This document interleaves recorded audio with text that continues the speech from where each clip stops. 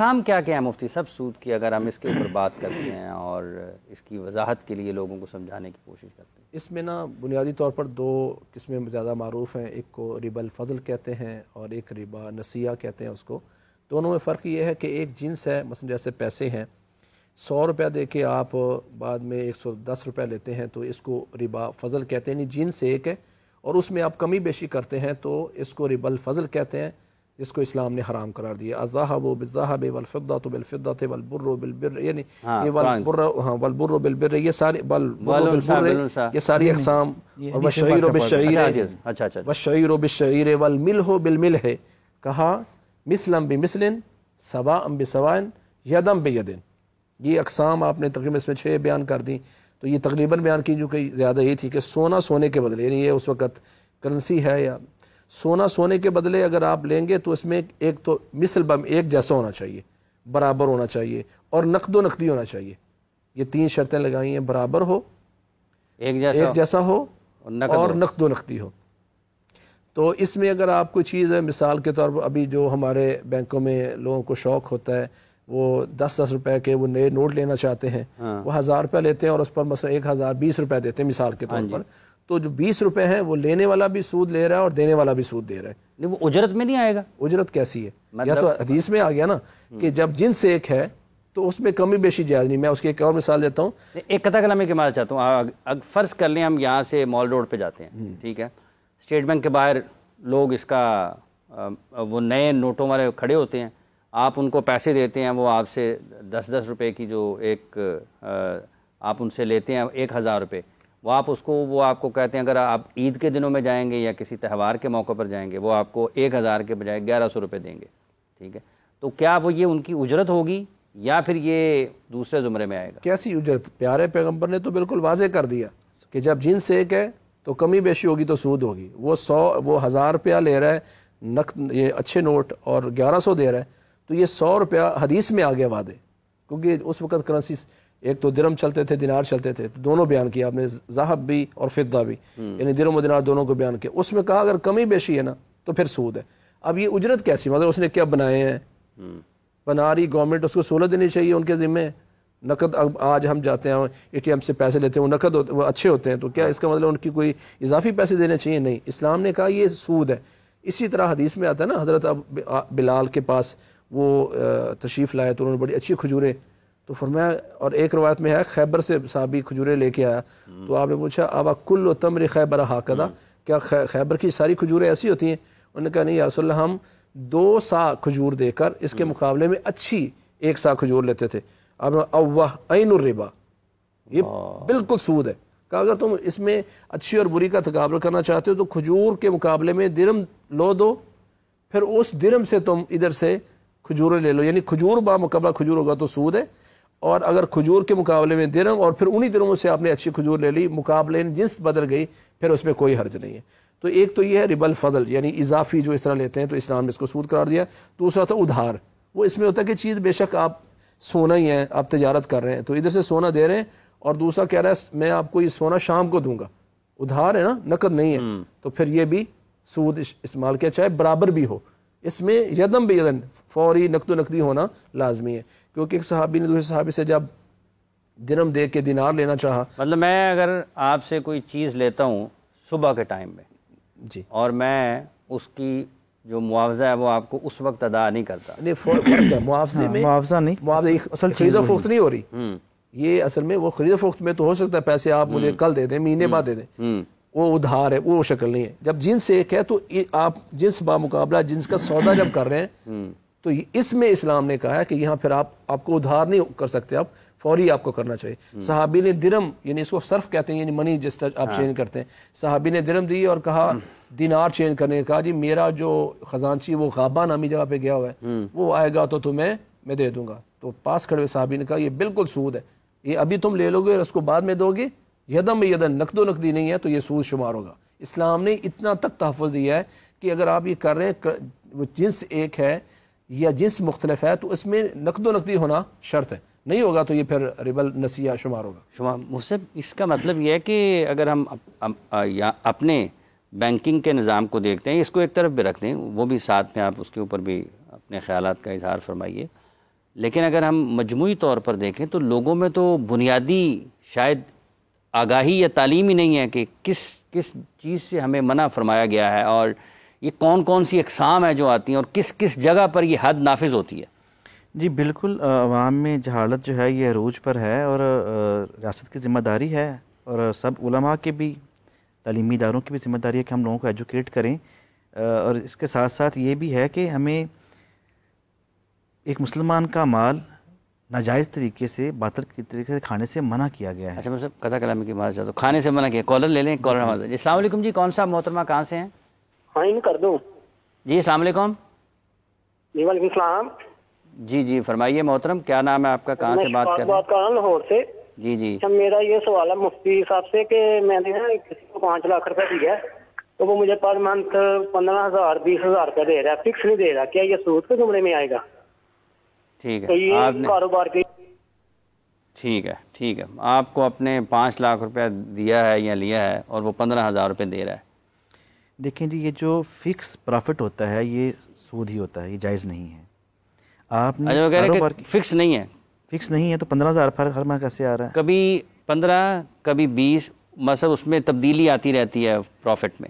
Profit میں تبدیلی بھی آتی رہتی ہے، تب بھی اصل میں سمجھنے کی ضرورت ہے معاہدہ شرعن کیا ہو سکتا ہے۔ کیا ہو سکتا ہے؟ شرعی معاہدہ یہ ہو سکتا ہے کہ آپ کسی سے جو ہے وہ معاہدہ کرتے ہیں مشارکت یا مزاربت کا، آپ اس میں پارٹنرشپ کرتے ہیں، تو آپ کو کرنا یہ پڑے گا کہ آپ طے کریں کہ آپ نے کتنے پرسنٹ آپ کے جو ہے وہ اماؤنٹ ہے، دوسرے صاحب کی کتنے پرسنٹ ہے، اور پھر آپ کو اتنے پرسنٹ، اتنے فیصد جو ہے نفع اور نقصان دونوں میں شریک ہوتے ہیں۔ ٹھیک ہے، نفع اور نقصان دونوں میں شریک ہوتے ہیں۔ صرف نفع میں شریک ہیں تو یہ بھی جائز نہیں ہے۔ نفع اور نقصان دونوں میں شریک ہوتے ہیں، اور پھر حساب کے بعد جو نفع آتا ہے وہ آپ بانٹتے ہیں، خدا نخواستہ لاس ہوتا ہے آپ پھر بانٹتے ہیں، آپس میں ڈیوائڈ کرتے ہیں اس پہ ہی ایک ہی رشو سے، تو یہ ایک جائز صورت ہوتی ہے۔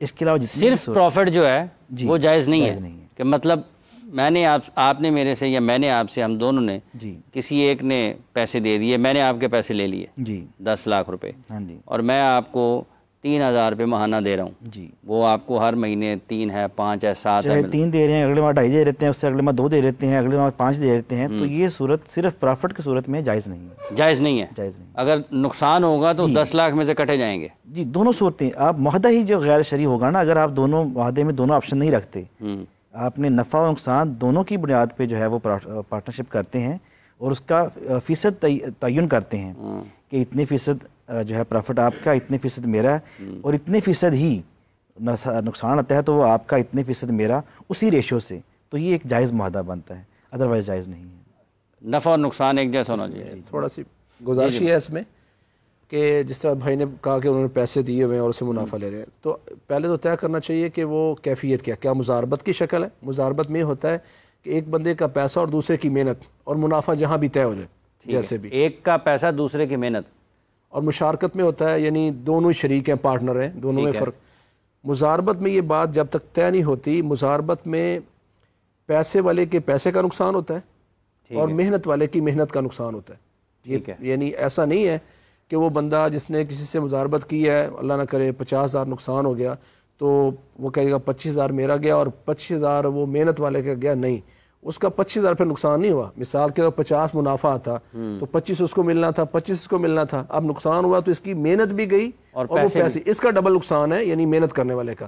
تو اسلام کا طریقہ یہ ہے کہ جو پیسے والا اس کی پیسے کا نقصان ہوگا اور محنت والے کی محنت کا نقصان ہوگا۔ اب یہ طے کریں کہ جو مزاربت کر رہے ہیں تو اس میں نقصان ہوا تو ان کے پیسے کا نقصان ہوگا، اللہ نہ کرے وہ سارا 10 لاکھ ڈوب گیا تو اللہ نہ کرے، اللہ اس میں برکتیں دے اور حلال کمانے کی توفیق دے، تو پھر سارا پیسہ ان کا گیا، اس کی محنت گئی۔ اب لوگ چونکہ امانت داری سے کام نہیں کرتے، وہ سمجھتے کیا کریں، آپ کا پیسہ ڈوب گیا، تو لوگ یہ رسک لیتے نہیں لیتے، تو پھر یہ شرعن یہ مزاربت بھی اس طرح درست نہیں ہے۔ شرعن مزاربت بھی درست نہیں ہے۔ جب یہ نقصان مطلب صرف ایک شخص اگر گھر بیٹھے اس نے پیسے دے دیے ہیں، مجھے کسی نے پیسے دے دیے ہیں، کاروبار میں نقصان ہو گیا ہے، مثال کے طور پر کاروبار میں نقصان ہو گیا، میں نے دن بھر رات اس کے لیے کام کیا لیکن نہیں چل پایا، ٹھیک ہے، تو کیا وہ 10 لاکھ میں سے 5 لاکھ مجھے بھی اس کو دینے پڑیں گے؟ نہیں دینے پڑیں گے۔ یہی تو کہہ رہا ہوں تو 5 لاکھ آپ دیں گے, آپ کی محنت بھی گئی اور پیسے بھی, یعنی آپ کا تو ڈبل نقصان ہوا, محنت پلس پیسہ, اس کا صرف پیسے کا.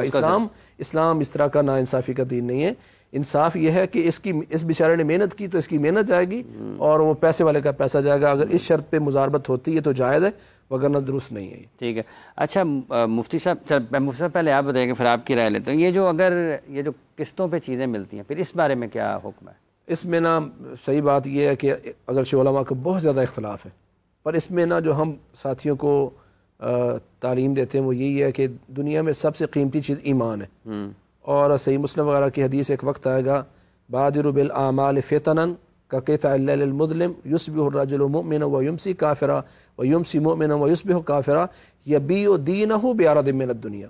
کہ لوگوں فتنوں کے آنے سے پہلے اپنے عملوں میں تیزی پیدا کر لو, وہ رات کے سیاہ ٹکڑوں کی مانند وہ فتنے ہوں گے. بندہ صبح کو مومن اور شام کو کافر بن چکا ہوگا, شام کو مومن ہوگا, صبح کو کافر بن چکا ہوگا. کیسے؟ اسی حدیث میں یبیع دینہ بعرض من الدنیا, کہ انسان ایمان بیچے گا اور دنیا گھر لے کے آئے گا.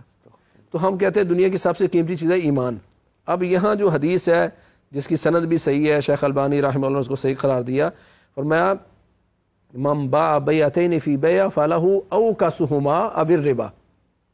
ابو داود کی روایت ہے, ساتھیوں کو دیکھنا چاہیے, معنی لوگوں نے مختلف کر کے کچھ تعویلیں کر لیں.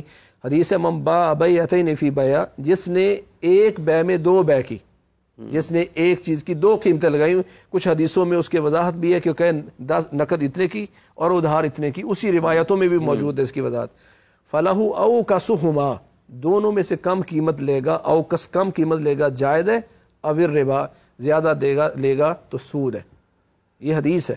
ہم اس سے کہتے ہیں کہ مومن کو نرمی دینی چاہیے. ایک چیز کی 2 قیمتیں, تو وہ کم قیمت لے گا تو جائز ہے, او الربا زیادہ لے گا تو سود ہے. یہ حدیث مطلب 10,000 کی چیز قسطوں میں اگر اس نے 20,000 کی خریدی ہے تو وہ, اسلام تو یہی کہہ رہا ہے کہ سود ہے. اسلام یہ کہتا ہے سود. اب یہاں علماء نے اس کی تعویلیں کر لیں کہ اس کا معنی یہ ہے کہ وہ طے کرے کہ یہ بوتل آپ کو تب دوں گا, ساتھ کپ بھی لوگے, تو یہ معنی 2 بیع. یہ آگے علماء کی تعویلیں.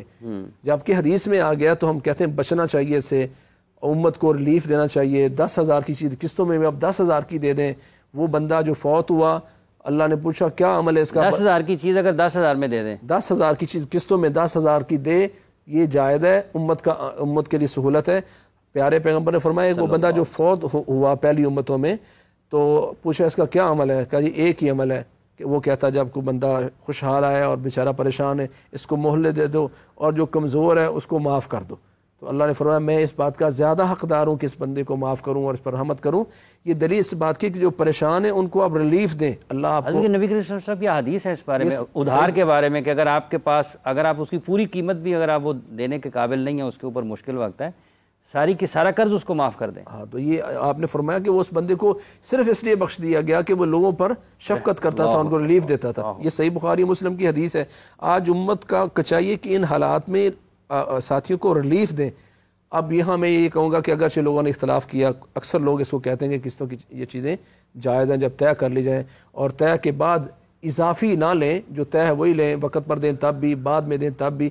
میرا سوال یہاں یہ ہے کہ جو طے ہو گیا کہ 2 مہینے بعد اتنی قسط ہوگی, 2 مہینے 10 دن ہو گیا, تو پھر وہ قسط کی قیمت بڑھ جاتی ہے, تو جو بڑھ گئی ہے ساری امت کہتی ہے یہ سود ہے. یہاں میرا ایک سوال ہے کہ وہ 2 مہینے کے ٹائم میں اس نے دے دیا, اس کو سب لوگ جائز کہہ رہے ہیں, تو 2 مہینے بڑھنے کے بعد پھر وہ قیمت بڑھاتا ہے, تو یہ کس قاعدے سے ناجائز ہے؟ پہلے بھی تو آپ نے بڑھائی ہے نا, نقد لے رہے تھے 200 روپیہ, اور ادھار میں آپ 2 مہینے بعد لے رہے ہیں 300 روپیہ. یہ جو 100 روپے آپ لے رہے ہیں یہ کہتے ہیں جائز ہے, اور 2 مہینے بعد اگر وہ لیٹ ہو گیا تو پھر آپ کہتے ہیں 310 روپے لینا, یہ 10 روپے لینا سود ہے. یہ کس دلیل سے سود ہے؟ یہاں بھی تو آپ نے مدت کے بعد وہ مزید بڑھایا ہے نا, تو اس کو آپ سود کرا رہے ہیں. نقد کے بعد آپ جو 2 مہینے کی جو آپ کر رہے تھے وہ آپ نے مدت پر پیسہ نہیں دیا. اس میں ہم کہتے ہیں احتیاط یہ ہے کہ اس سے بچ جایا جائے. اگرچہ علماء نے اس کو جائز قرار دیا ہے, لیکن ہم اس حدیث کے تحت کہتے ہیں اس کا مفہوم چونکہ ایک یہ بھی بیان کیا گیا ہے کہ نقد لوگے یا ادھار لوگے, ایک ہی قیمت, کم قیمت لوگے تو جائز ہے, زیادہ لوگے تو سود ہے. زیادہ لوگ